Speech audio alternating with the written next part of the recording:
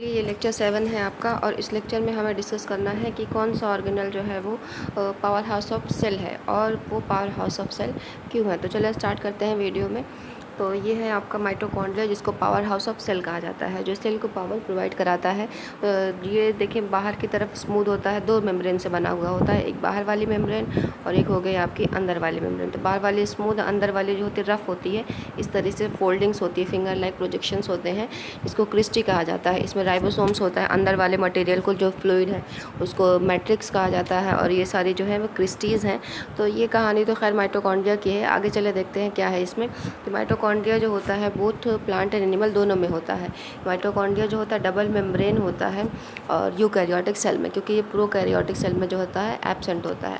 अब माइटोकॉन्ड्रिया की जगह की बात करेंगे, कहाँ पे ये होता है, और शेप की बात अगर करें, ओरिजिन की बात अगर हम करें, और स्ट्रक्चर की बात अगर करें, और फंक्शन की, तो ये सारी चीज़ों को डिस्कस करने से आपका जो ये टॉपिक है लेक्चर 7 है वो इंशाल्लाह कंप्लीट हो जाएगा। तो चलें सबसे पहले देख लेते हैं हम अक्यूरेंस के बारे में कि ये जितने भी यूकैरियोटिक सेल्स है वहाँ सब में पाया जाता है, लेकिन यूकैरियोटिक की मैच्योर मैमेलियन आल्वेसीज में ये एब्सेंट होता है। ठीक है, और ये कहाँ पे एब्सेंट होता है, प्रोकैरियोटिक सेल्स में।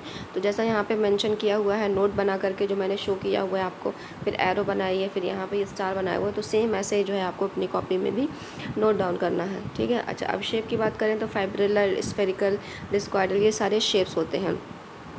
एक नोट यहाँ पे और मेंशन किया गया है कि माइटोकॉन्ड्रिया वो जगह होती है जहाँ पे जो एरोबिक रिस्पायरेशन होता है उसका एक पार्ट क्रेब्स साइकिल जो वहाँ पे परफॉर्म किया जाता है रिस्पायरेशन में, अरे माइटोकॉन्ड्रिया वाले में। ठीक है, अब इसकी ओरिजिन देखा जाए तो माइटोकॉन्ड्रिया जो होता है स्मॉल और circular chromosomal and 70 ribosome of their own and make some of their own protein.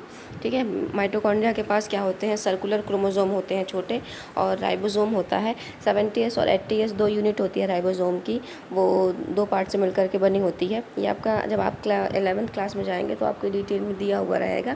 फिलहाल इस वक्त एनसीईआरटी में इतना डिटेल में नहीं दिया हुआ है। ठीक है, तो बस आप ये जानें कि राइबोसोम यहाँ पे प्रेजेंट होता है। अगर पूछ लिया जाए आपसे कि माइटोकॉन्ड्रिया में कौन सा राइबोसोम होता है तो बता दीजिएगा 70s। ठीक, अच्छा, और ये क्या करते हैं, अपना प्रोटीन जो है वो खुद बनाते हैं। इस वजह से इनको एक टाइटल दिया गया है, वो जो कि आगे वीडियो आने वाला है, क्योंकि ये अपना प्रोटीन जो है वो खुद बना लेते हैं ना, तो इसके लिए इनको एक टाइटल दिया गया है। तो वो टाइटल अभी देख लेते हैं क्या कहते हैं।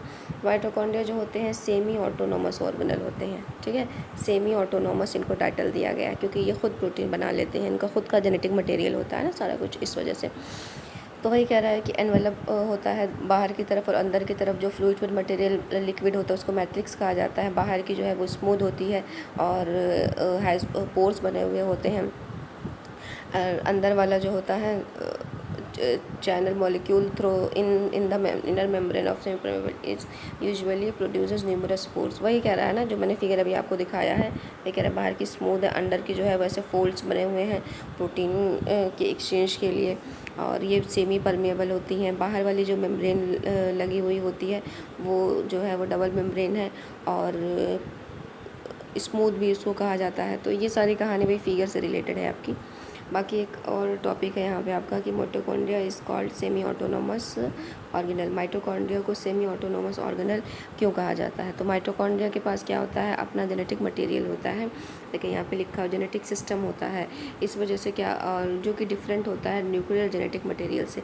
ये जो सेल है, सेल के अंदर जो न्यूक्लियस यहाँ का जो जेनेटिक मटेरियल वो, और जो माइटोकॉन्ड्रिया के अंदर का वो डिफरेंट होता है।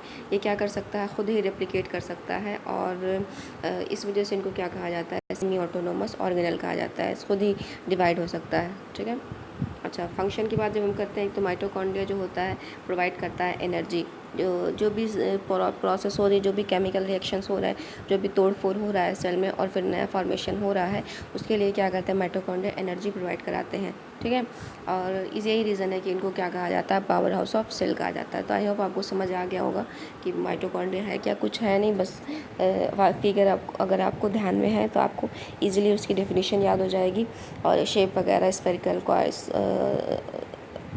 और ओवल हो गया, ये सारा कुछ, और फंक्शन जो है वो पावर हाउस की तरह काम करता है। तो नेक्स्ट वीडियो में इंशाल्लाह डिस्कस करेंगे हम लोग।